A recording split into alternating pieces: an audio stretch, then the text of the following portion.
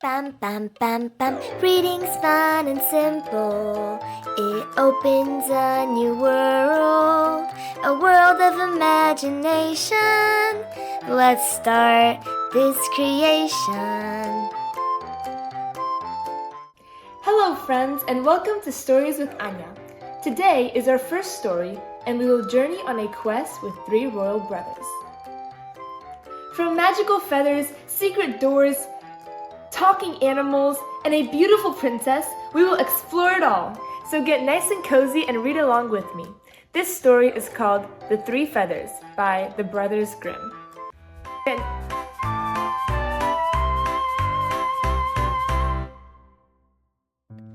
There was once on a time a king who had 3 sons, of whom 2 were clever and wise, but the third did not speak much, and was simple, and was called Simpleton.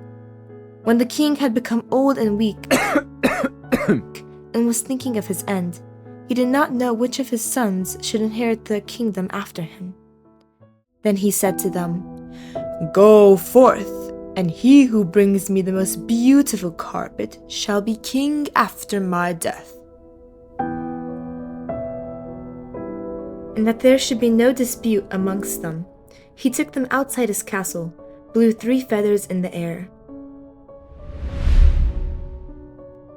and said, "You shall go as they fly." 1 feather blew to the east, the other to the west, but the third flew straight up and did not fly far, but soon fell to the ground. And now 1 brother went to the right, the other to the left, and they mocked Simpleton, who was forced to stay there, where the 3rd feather had fallen. He sat down and was sad. Then all at once he saw that there was a trap door close by the feather. He raised up, found some steps, and went down them. And then he came to another door, knocked at it, and heard someone calling inside. A little green maiden small, hopping hither and thither, hop to the door and see who is there. The door opened, and he saw a great fat toad sitting, and round her a crowd of little toads. The fat toad asked what he wanted. He answered, "I should like to have the prettiest and finest carpet in the world." Then she called the young one and said, A little green maiden small, hopping hither and thither, hop quickly and bring me the great box. The young toad brought the box, and the fat toad opened it, and gave Simpleton a carpet out of it, so beautiful and so fine.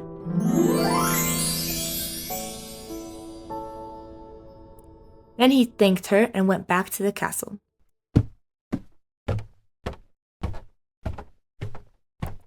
The 2 others had, however, looked at their youngest brother as so stupid that they believed he would find and bring nothing at all. "Why should we give ourselves a great deal of trouble to search?" said they, and got some coarse handkerchiefs from the first shepherds' wives whom they met, and carried them home to the king.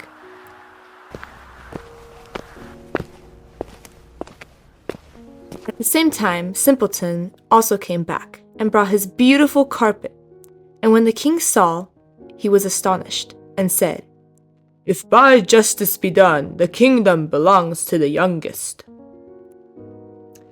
But the 2 others let their father have no peace, and said that it was impossible for Simpleton to be king, and entreated him to make a new agreement with them. Then the father said, "He who brings me the most beautiful ring shall inherit the kingdom," and led the 3 brothers out, and blew into the air 3 feathers, which they were to follow. Those of the 2 eldest again went east and west, and Simpleton's feather flew straight up and fell down near the door into the earth. Then he went down again to the toad and told her that he wanted the most beautiful ring. She at once ordered her great box to be brought and gave him a ring out of it.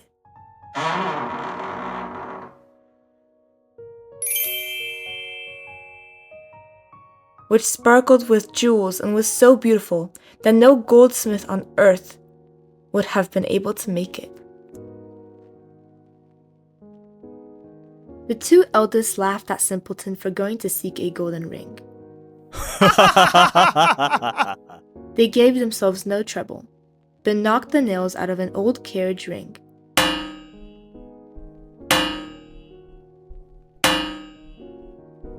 And took it to the king.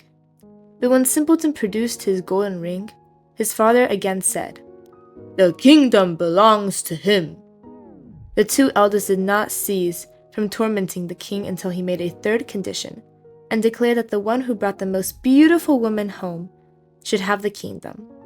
He again blew the 3 feathers into the air, and they flew as before. Simpleton went down to the fat toad again.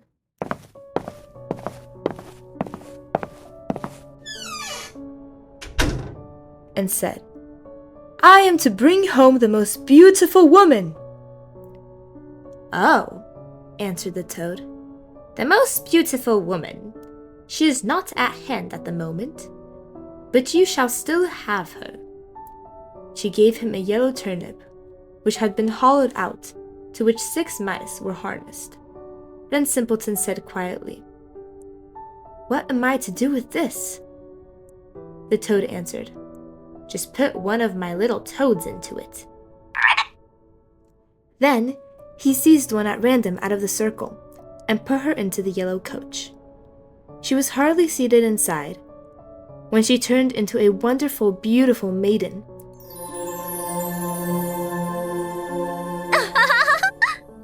And the turnip into a coach, and the 6 mice into horses.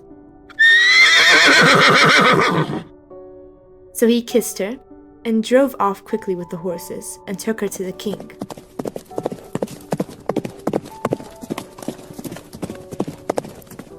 His brothers came afterwards. They had given themselves no trouble at all to seek beautiful women, but had brought with them the first peasant woman they had a chance to meet. When the king saw them, he said, "After my death, the kingdom belongs to my youngest son." But the 2 eldest deafened the king's ears afresh with their clamor. "We cannot resent the simpleton being king," and demanded that the ones whose wife could leap through a ring, which hung in the center of the hall, should have the preference. They thought, "The peasant woman can do that easily. They are strong enough, but the delicate maiden will jump herself to death." The aged king agreed likewise to this. The 2 peasant women jumped and missed the circle. Then the pretty maiden, whom Simpleton brought, sprang and sprang high enough, jumped through the circle, and landed perfectly. So he received the crown, and has ruled wisely for a length of time. The end. Thank you for reading along with me. If you enjoyed this story, make sure to press that subscribe button so I can make more stories for you guys. Thank you all, and bye-bye till next time.